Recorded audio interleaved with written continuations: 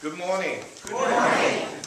Greetings from Maine, from all of our members up there, and also greetings from the International Spiritualist Federation.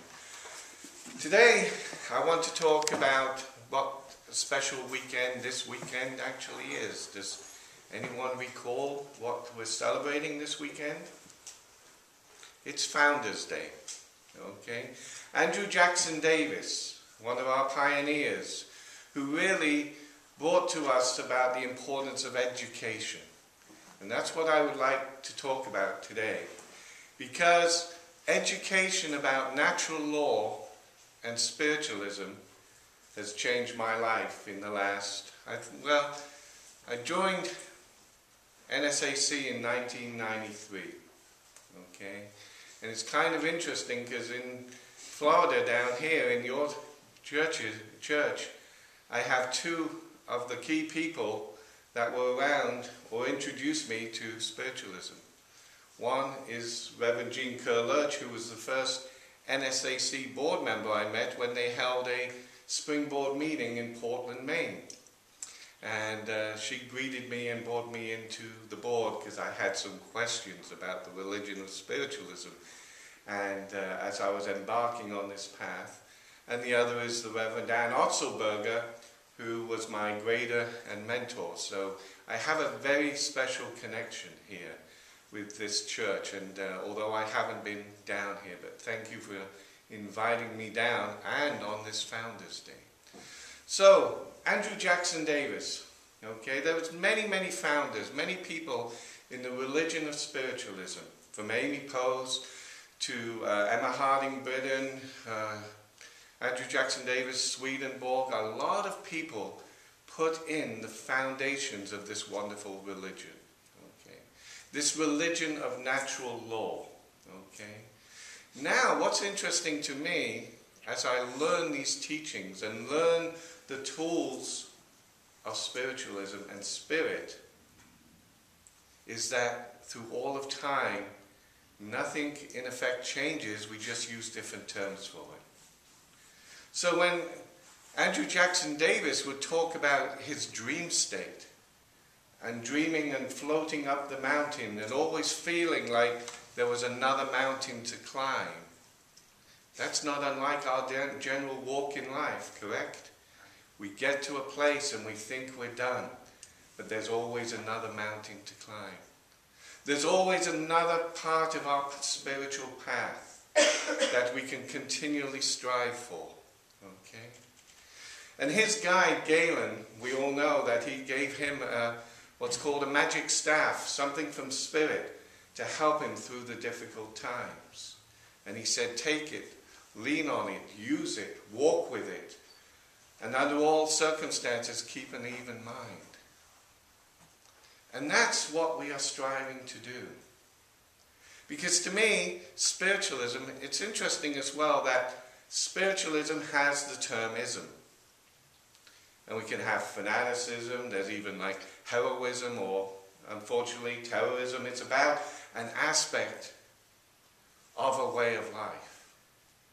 And spiritualism, if you take that ism part, is about learning to be spiritual.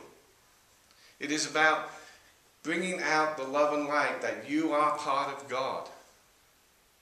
God is part of you. You are a spiritual being in a physical body.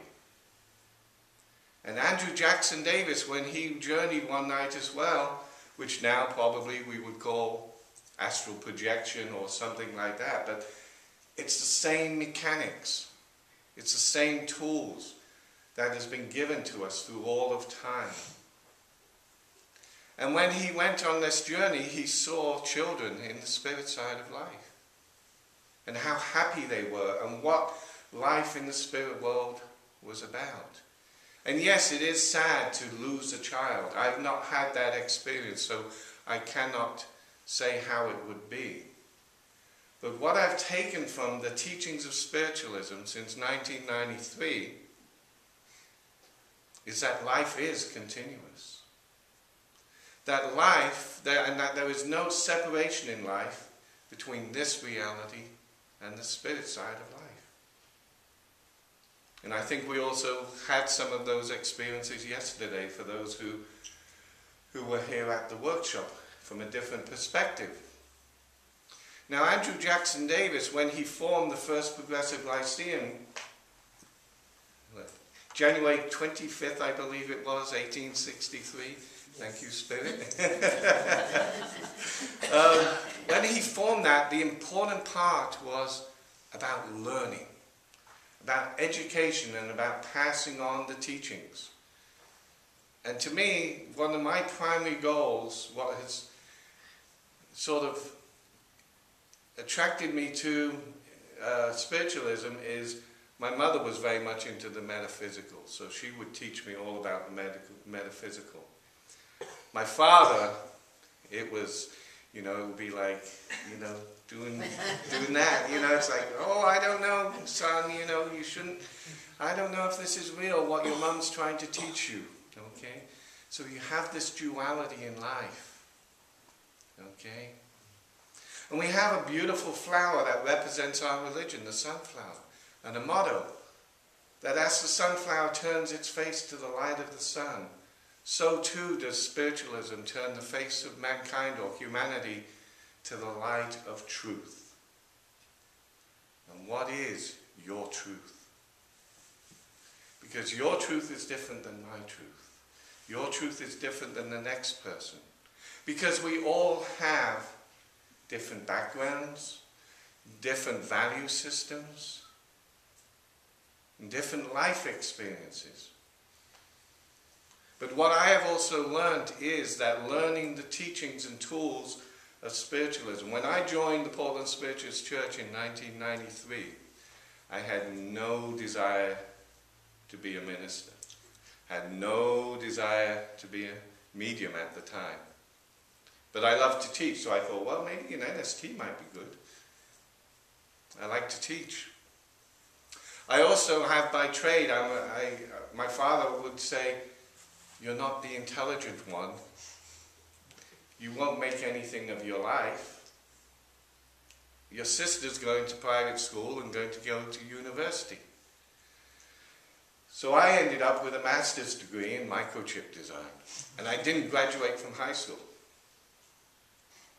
Please. So, everything is possible. And that's what Spirit and Spiritualism teach us. They don't expect us to be perfect. Because some people will say we're perfect exactly where we are in that moment. So that's a good frame of mind to have as well. But the important thing is to strive to be of service to yourself, your family and community. So I came to the religion of spiritualism or to credentials, kicking and screaming. When I joined the MPI course, I did my first 3 lessons in a week, except for the essays. It took me 4 years to get the first essay out. Even though Anne was saying, come on Graham, you need to get these lessons done. Okay? But it happened. Okay? Now, Andrew Jackson Davis was an incredible individual. But we all are incredible individuals. And he also taught in terms of mediumship, one thing that I always think of is inward, outward, onward, and upward. And I take those things to heart because I realize that in natural law, being no separation between this reality and the spirit side of life, there being no separation about time and space, that if my life is chaotic outside, that's a manifestation of what's happening inside. And it happens inside before it happens and gets reflected outside. So also we say from the Adelphi Temple, know thyself. And the first thing I did in the religion of spiritualism was start to do introspection. Who am I? What is my truth? What are my values? What is important to me? And then Spirit is there to support you. Okay? I now have my Father rides along with me constantly. He's in Spirit side of life. We've actually done more healing since he's passed than before. Because that is the pure beauty and power of the religion of spiritualism. Because the natural law of the universe, and now it's very nice, we have law of attraction books and we have all of these aspects, they're all concepts of spiritualism. Nothing has changed except for the words that we use and how we utilize them. Some people will say that we're actually here in this time now to assist those to, well, see the light. See who they truly are. And who are we truly? We are spirit. We are a light of God. Many people believe spiritualists are not believers in Jesus or believers in God, but we know that that's not true. Because we are also a representation of God. We are also ambassadors of Spirit. So, education to me is key. Okay? Learn the tools. Learn who you are. Learn meditation so that you can go inside and find out who you are. What it is that you would like to change. We have been given to us the knowledge through all those who have come before us. And we are actually now the pioneers for the next generation. How we go forward, so inward and outward, onward and upward. So when you have the trials and tribulations, the upsets, the speed bumps, the obstacles, the walls, know that Spirit and your loved ones will guide you.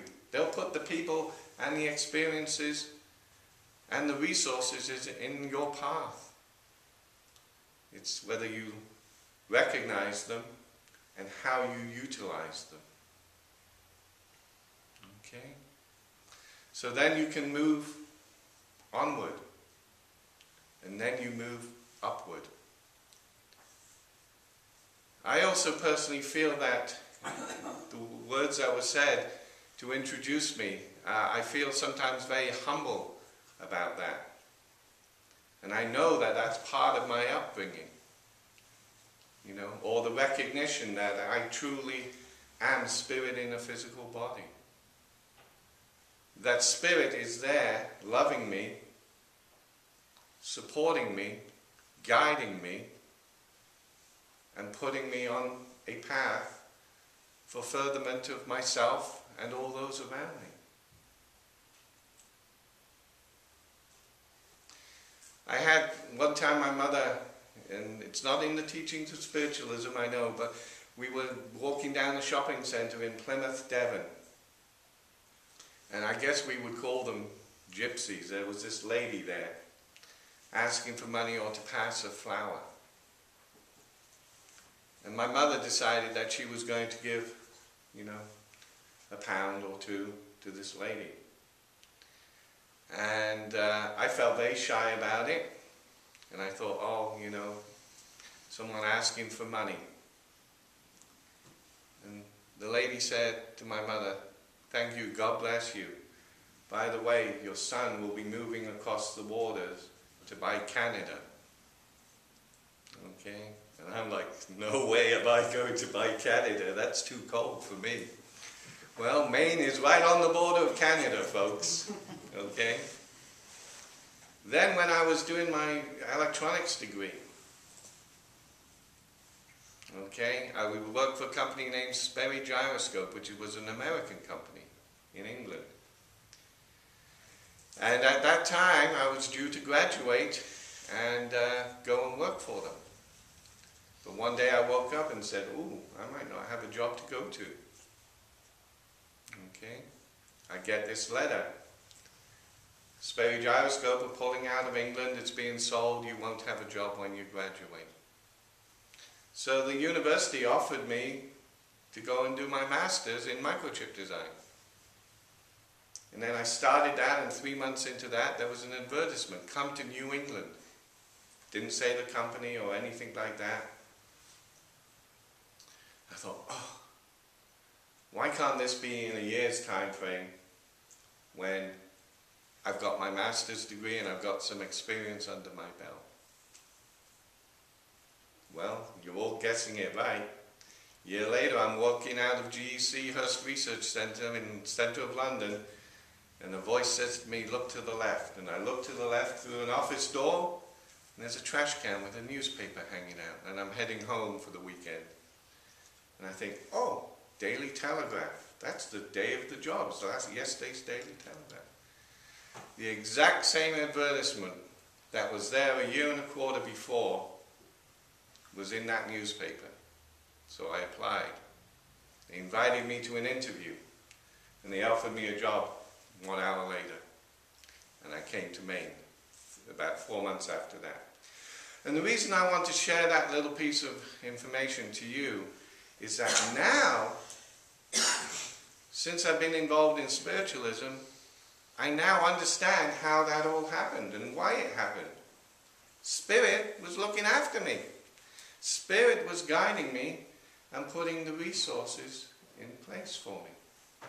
Regardless of what I thought about myself, my education, or what I could do or couldn't do, Spirit was taking care of me. Just like in 1974 when I nearly died in a car accident, Spirit was taking care of me. And I had dreamt of that car accident 4 months before it happened. So what I want to leave you with is that you are not alone. Learn the teachings of Spirit and spiritualism. If you choose to do that and embrace it from the heart, there is nothing that you cannot accomplish. My dad even gave me the lottery numbers one time, and I forgot to write the last 2 down, thinking I'd remember them by the time I got to the convenience store. Those were the 2 numbers that were missing. I got 4 out of the 6, but you know, c'est la vie, not to be, right? So who knows? So truly, today is the Founders' Day. Oh, I mustn't forget Harrison D. Barrett from Maine, Canaan, Maine, the first NSAC president. So I want to thank all of our pioneers, all of our founders on this special weekend, because they have given us the education and the tools and resources to truly better your life. And know that even if you have lost someone and you didn't get to say goodbye, or it wasn't as positive in a time at that time of transition, that you can still heal that and you can still communicate with them. Because that is the beauty of natural law. That is the beauty of Spirit and spiritualism. And when you take that to your heart, and when you understand what your light of truth is, and you look at that inward, outward, onward, and upward, nothing can hold you back. Nothing. The question for me is, how long do they choose for me to communicate from this reality or from the other reality? And that is in their hands. But in the meantime, I can be the best I can be. That sounds like one of your commercials on TV. Right? The best you can be. Ironically, that is all that Spirit asks of you. And if you do something that you're not comfortable with, the opportunity to change it through the law of quantum physics always exists. It never goes away. Similarly, if you do not go onward and upward, then it just takes a little longer to learn that lesson. And I've had some of those to think of. But you know, it is one of the most wondrous journeys that you can give yourself. And I am so glad that I was told to finish my lessons, to be able to learn what is in this religion, even though my mother was teaching me aspects of it. And what I've come to realize now is I was a spiritualist all my life. I just didn't have the formal training or knowledge of what to call it. But in here, I've been a spiritualist all my life. So be proud of who you are. Be proud of your wonderful religion. And go inward, outward, onward, and upward, and enjoy your journey. Thank you.